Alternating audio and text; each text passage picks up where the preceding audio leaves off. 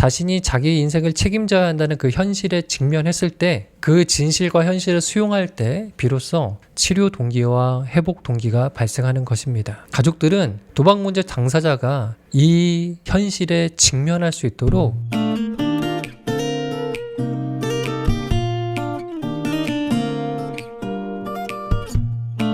안녕하세요. 마음치유공간 여백의 여백지기입니다. 도박 중독 문제가 있으신 분들의 가족들이 가장 답답한 상황이 있는데요. 바로 도박하는 당사자가 자신의 중독을 인정하지 않고 치료받을 의지가 없을 때입니다. 이런 때의 가족은 도대체 무엇을 할 수 있을까요? 결론부터 말씀드리면 이런 상황에서 가족이 할 수 있는 일은 딱 두 가지입니다. 첫 번째는 자기 자신이 무너지지 않도록 구조를 바꾸는 것이고요. 두 번째는 그 구조 안에서 도박 문제 당사자가 자발적으로 치료받을 가능성을 높이는 것입니다. 도박 중독 회복에 있어서 한 번에 일어나는 기적 같은 것은 없습니다. 오히려 기대를 낮추고 장시간 버틸 힘을 비축하는 것이 중요합니다. 당장 변화가 더디어 보여도 각 상황마다 조금 더 나은 선택을 하는 것이 중요한 거죠. 도박 중독 당사자가 치료를 거부할 때 가족들이 주로 선택하게 되는 대표적인 대처 방식이 세 가지가 있습니다. 첫 번째는요, 협박과 강요, 그리고 두 번째는 거래, 세 번째는 방치하는 건데요. 오늘은 이 대표적인 대처 양식 세 가지를 각각 살펴보고요. 과연 어떤 대처 방식이 가장 효과적인지 알아보겠습니다. 당사자가 치료를 거부할 때 가족들이 많이 선택하는 대처 양식 첫 번째는요, 협박과 강요입니다. 힘과 권위로 도박 중독 문제가 있는 당사자로 하여금 치료를 받게 하는 건데요. 가족들이 이렇게 협박과 강요를 선택하는 이유가 있습니다. 그만큼 절박하기 때문인데요. 가족도 경제적으로나 정신적으로나 더 이상 버틸 힘이 없는 상태, 일종의 붕괴 직전이라고 할 수 있거든요. 때문에 최후의 수단으로, 가장 강력한 수단으로 도박 중독자를 멈춰 세우고 싶은 그 마음 때문에 이런 방법을 사용하곤 합니다. 부모로서의 권위를 내세우기도 하고요. 중독자에게 죄책감을 유발하기도 하고, 가족의 관계를 끊겠다는 언급을 하면서 상대방에게 압박을 하는 형태로 치료를 받게 하려는 거죠. 이런 협박과 강요가 그나마 효과를 내기 위해서는 몇 가지 조건이 충족이 돼야 됩니다. 우선요, 실행 가능한 경고여야 하거든요. 단순히 말로 겁주는 것이 아니라 당사자가 실제로 일어날 수 있겠다고 믿을 만한 현실적인 경고여야 합니다. 두 번째는요, 일관성이 있어야 됩니다. 그때그때 말이 다르면 효과가 없어요. 또 이번 한 번만 봐주는 형태, 예외가 반복되면요, 당사자는 사실상 그것이 빈말이라는 것을 학습하게 됩니다. 실제로 많은 가족들이 이번이 마지막이야 라고 말하기도 하고요. 한 번만 더 그러면 경제적 지원을 끊는다거나 가족의 관계를 끊겠다고 말하지만 실제로는 그렇게 행동하지 않습니다. 말은 매우 강하고 무섭게 하지만 실제 행동은 그에 미치지 못하는 거죠. 이런 상황이 반복되면요, 중독 문제가 있는 당사자는 이러한 상황을 학습합니다. 가족들의 이러한 협박이나 강요가 도박 행동을 억제하는 데 별 도움이 되지 않습니다. 치료에 참여해도요, 그저 억지로 참여하게 되는 거죠. 때문에 강요와 협박이 그나마 효과를 발휘하려면 실행 가능성과 일관성이 있어야 합니다.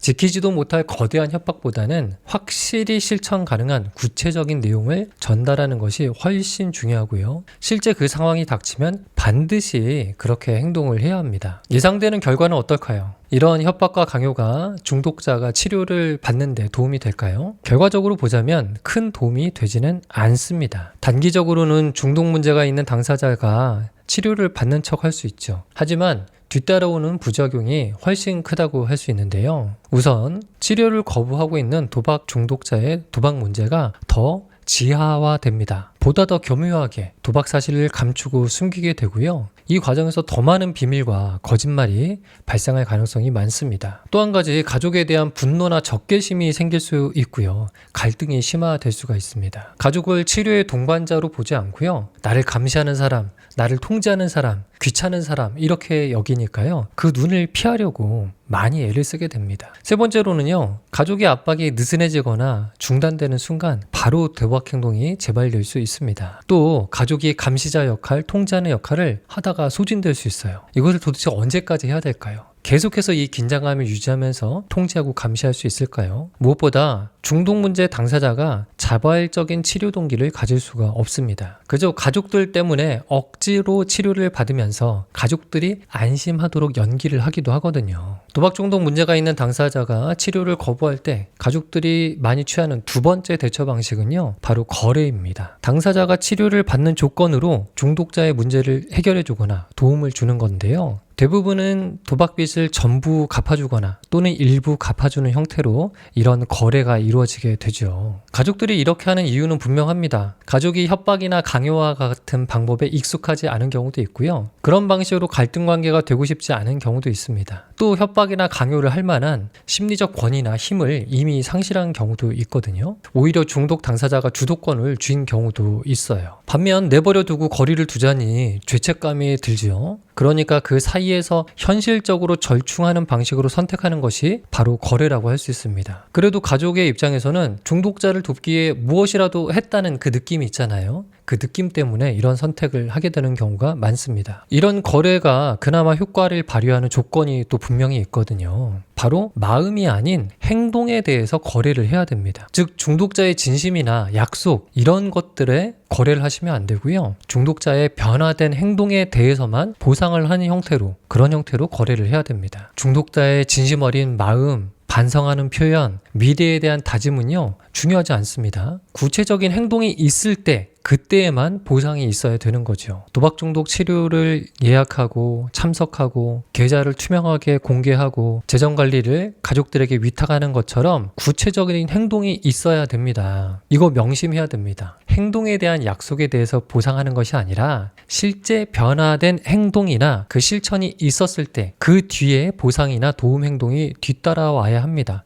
순서가 바뀌면 안 돼요. 아직 행동이 안 왔는데 보상 먼저 해주면 안 되는 겁니다. 또한 보상이 되는 도움 행동은 한 번에 많이 주어지면 안 돼요. 주간 단위로 혹은 월간 단위로 쪼개서 주어져야 합니다. 중독자의 행동 변화가 실천된 것을 확인한 후에 주간 단위로 또는 월간 단위로 보상이 주어져야 되는 거죠. 한 번에 도와주거나 해결해주면 안 돼요. 그런데 대부분의 가족들은 반대로 합니다. 도박 중독 문제가 있는 당사자의 약속과 다짐을 믿고요. 한 번에 빚을 다 갚아주는 경우가 많아요. 당사자들은 가족이 채무를 해결해 주기 전까지는 간절하죠. 그런데 막상 해결되고 나잖아요. 생각보다 굉장히 느슨해집니다. 가족들은 약속하지 않았냐고, 다짐하지 않았냐고 잔소리하지만 그때는 이미 늦은 겁니다. 운동선수들이 FA가 되기 전에, 자유계약 선수가 되기 직전에 대부분 엄청난 성적을 내거든요. 그리고 대박 FA 계약을 따내죠. 그런데 그렇게 큰 계약을 따낸 후에는요, 대부분의 운동선수들의 성적이 이전보다 많이 떨어집니다. 그때와 같은 동기가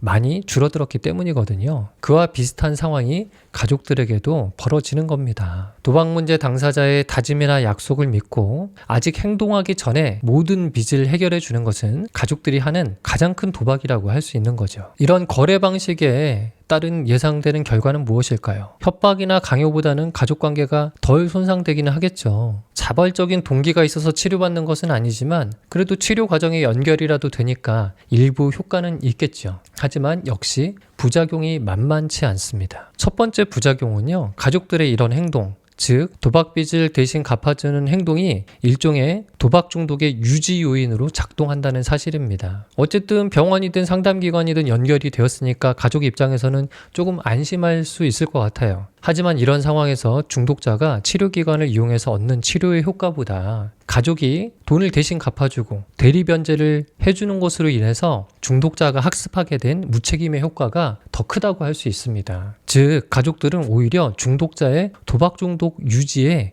기여를 한 겁니다. 또한 중독자 입장에서는 치료를 받는 척만 해도 엄청난 도박 채무를 해소하는 보상을 챙길 수가 있잖아요. 이런 패턴이 강화될 수가 있습니다.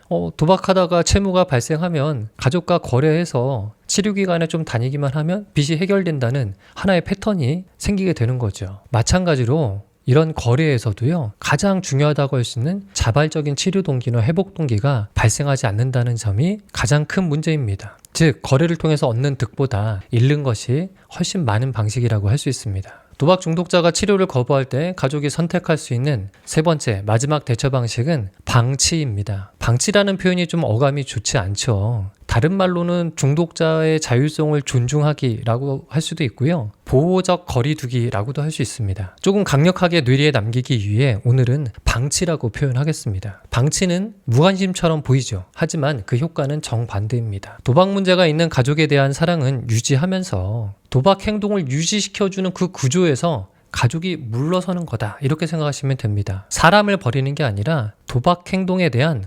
공모를 종결하는 거다, 이렇게 생각하셔야 됩니다. 협박이나 강요, 거래 이런 것들은 그 당시에는 도박 행동을 중단시키는 것처럼 그런 효과가 있는 것처럼 보입니다. 하지만 매우 일시적일 뿐이고요. 결과적으로는 도박 행동을 오히려 유지시키고 강화시키는데 기여하는 경우가 많습니다. 때문에 이러한 악순환을 끊기 위해서 가족은 일종의 방치 또는 보호적인 거리두기를 해야 합니다. 방치의 구체적인 방식은 다음과 같거든요. 첫 번째로는요, 돈에 대한 경계선을 세우는 겁니다. 빚을 갚아주는 행위를 중단해야 되고요. 금전적인 지원을 중단해야 됩니다. 당사자에게 여지를 주지 않는 것이 굉장히 중요하거든요. 조금이라도 빈틈을 보이면 중독자는 그 틈을 비집고 들어가 또 가족을 흔들 수가 있어요. 더 이상 가족들에게 재정적인 도움을 받을 수 없겠구나 라는 그런 믿음이 생길 정도로 경계선이 분명해야 됩니다. 방치의 두 번째 방법은요, 자연적인 결과를 돌려주는 겁니다. 중독 당사자가 자신의 도박 행동으로 인해 발생한, 그로 인해서 자연적으로 발생하게 되는 결과들이 있잖아요. 그거를 경험하도록 내버려 두는 것입니다. 도박 중독자는 가족들이 대신 문제를 수습해주면서 도박해도 삶이 유지되는 경험을 그동안 했잖아요. 가족들은 항상 대신 수습해주고 도박 중독자를 혼내기만 했죠. 이제 가족들은 수습자, 문제 해결자의 자리에서 내려와야 됩니다. 대신 중독자가 자신의 선택과 행동으로 인해 뒤따라오는 결과를 자연스럽게 맞이하고 경험하도록 해야 합니다. 대부분 고통스러운 상황이겠죠. 아마 가족들을 향해서 비명을 지를 거예요. 또 그것을 묵묵히 지켜보는 것이 가족들에겐 너무 큰 고통이겠지만 그것을 이겨내는 것이 중요합니다. 방치의 세 번째 방법은 도움 행동은 중단하되 가족으로서의 관계는 유지하는 겁니다. 적절한 경계선을 두고요. 거리를 유지하되 그래도 연결된 상태는 유지하는 거죠. 방치의 네 번째 방법은 대화 기술을 훈련하는 겁니다. 이렇게 거리를 유지하면서도 가족들은 건강한 대화 방식, 의사소통 방식을 학습하고 훈련해서 이 관계에 적용을 해야 됩니다. 설교하고 추궁하고 비난하고 설득하는 것이 효과가 없다는 것은 이미 경험으로 충분히 증명이 된 상태일 겁니다. 더 이상 이런 방식의 소통은 중단해야 됩니다. 짧지만 구체적이고 실제적인 표현 기술, 자신의 감정을 폭발하지 않고 자신의 감정과 바램을 표현하는 기술 등을 익혀서 적용할 수 있어야 됩니다. 야, 병원에 좀 가봐, 상담실에 좀 가봐, 이렇게 지시하고 명령하고 제안하는 것이 아니라 네가 힘들어 보이는 건 사실이다. 네가 원할 때 도움이 되는 자원이 언제든 준비되어 있어. 선택은 네 몫이다. 이런 취지로 전달을 해야 됩니다. 즉 중독자의 자율성을 지지해주는 그런 표현을 사용해야 되는 겁니다. 이렇게 도박 중독자가 치료를 거부할 때 방치한다면 어떤 결과들이 예상될까요? 다음과 같은 것들을 예측할 수 있는데요. 도박 중독 문제가 있는 당사자는 더 이상 가족이 대신해서 문제를 수습해주지 않는다는 것을 학습할 수 있습니다. 자신의 선택이 가져오는 차가운 현실을 직접 경험하게 되는 거죠. 더 나아가서 도박 중독자는 이 문제의 책임이 자기에게 있고 치료 여부에 대한 선택 역시 자신의 문제임을 알게 됩니다. 가족을 위해서 치료를 받는 것이 아니고 빚을 해결하기 위해서 치료를 받는 것이 아니라 자기 자신을 위해서, 자신의 인생을 책임지기 위해서 치료와 회복을 선택하는 겁니다. 기존에는 가족이 억지로 끌고 가고 밀고 가고 이런 형태로 치료와 회복이 이루어졌다면 이때는요, 중독자 스스로가 선택한 회복이 시작이 되는 겁니다. 가족이 회복의 책임자가 아니라 보조적인 지지자의 역할을 하게 되는 거죠.